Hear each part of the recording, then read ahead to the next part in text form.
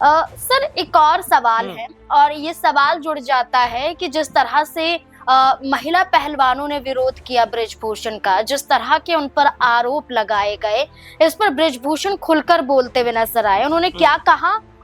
ये पहले यहाँ पर पढ़ के बता देते हैं और उसके बाद सवाल लेते हैं। बृजभूषण ने ये कहा कि जो हुड्डा परिवार है और सुप्रीम कोर्ट के एक बड़े वकील हैं,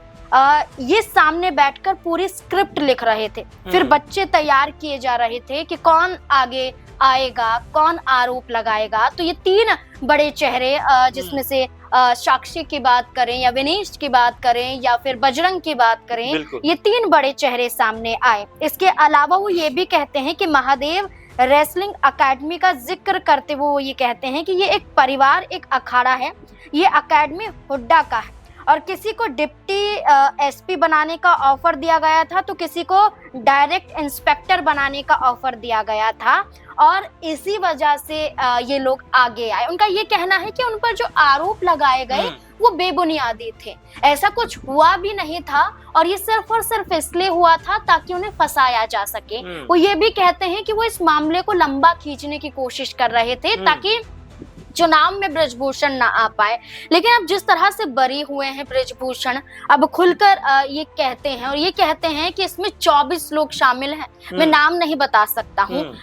इसको किस तरह से देखते हैं कि क्या एक बार फिर से ये मुद्दा गर्मा सकता है? देखिए, बिल्कुल जिस तरह से आप निकल कर जब से इस पूरे मामले से वो बाहर आए हैं उसके बाद में लगातार बयानबाजी कर रहे हैं और लगातार ये बात भी कह रहे हैं कि उनको फंसाने का प्रयास किया गया था। कुछ चुनिंदा लोग ऐसे थे जो उनकी राजनीति से खुश नहीं थे या उनको स्टॉप करने का उनका प्लान था और कहीं ना कहीं इस पूरे मामले के अंदर उनको घेर कर फंसा कर उनकी राजनीति पे, उनके करियर पे, उनका जो रसूख रहा है उस पे अंकुश लगाना चाहते थे। लेकिन जिस तरह से कोर्ट ने पूरा मामला सुना, उसके बाद जिस तरह बरी उनको किया गया और उसके बाद से वो तमाम लोग एक्सपोज होते हुए दिखाई पड़े। कई सारे लोगों का जिक्र इसमें करते हैं, लेकिन तीन जो बड़े चेहरे महिला पहलवान के रूप में, दो बड़े चेहरे साक्षी मलिक का जिक्र होता है, विनेश का जिक्र होता है, इसके अलावा बजरंग पुनिया का जिक्र होता है, जो बढ़ चढ़कर इस पूरे प्रोटेस्ट में जो है हिस्सा लेते हुए दिखाई पड़े थे और तमाम तरह से मोर्चा खोला गया था। लेकिन अब जब पूरा का पूरा मामला कोर्ट की तरफ से कहा गया कि भाई फिलहाल हमें कोई दोष नजर नहीं आता, जो सबूत दिए गए वो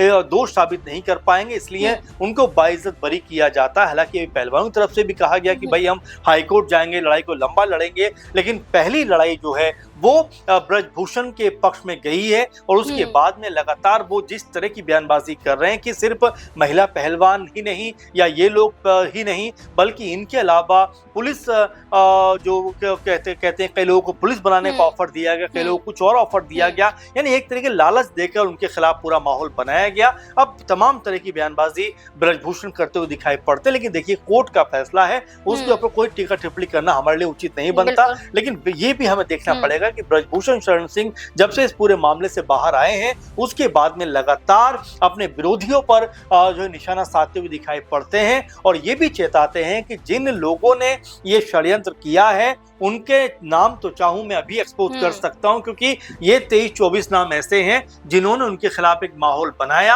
और उनको लालच देकर इस पूरे मामले में लाया गया ताकि बृजभूषण शरण सिंह की इमेज खराब जो है की जा सके। इस तरह की बातें वो कहते हुए नजर आए। अब यहाँ से क्या वाकई में कोई बड़ा कह सकते हैं कि बयान उनको लेकर भी अब महिला पहलवानों की तरफ से निकल कर सामने आता है? क्या उनके खिलाफ कोई बड़ी जो है जो कार्रवाई है हाईकोर्ट के बारे में बात कर रहे हैं, क्या वो भी होती हुई दिखाई पड़ सकती है? तो अभी तमाम तरह की बातें हैं जो चलती हुई दिखाई पड़ रही है। फिलहाल क्या कुछ होता है, क्या कुछ इस मामले में निकल कर सामने आता है, आने वाले दिनों में देखना होगा। लेकिन हाँ, ये जरूर कहेंगे कि बृजभूषण का आत्मविश्वास अब बढ़ता हुआ दिखाई पड़ रहा है। बिल्कुल, उनके द्वारा ही कहा गया है कि अभी ये फैसला निचली अदालत से आया है, दिल्ली राउज रेवेन्यू कोर्ट से आया है, अभी तो हाई कोर्ट है, सुप्रीम कोर्ट है। महिला पहलवान चाहे तो वो कोई भी कदम उठा सकती हैं। अब खुद बृजभूषण कह रहे हैं कि लंबा सफर है और लंबा प्रोसेस है, ये अभी शुरुआत में ही देखा गया कि दिल्ली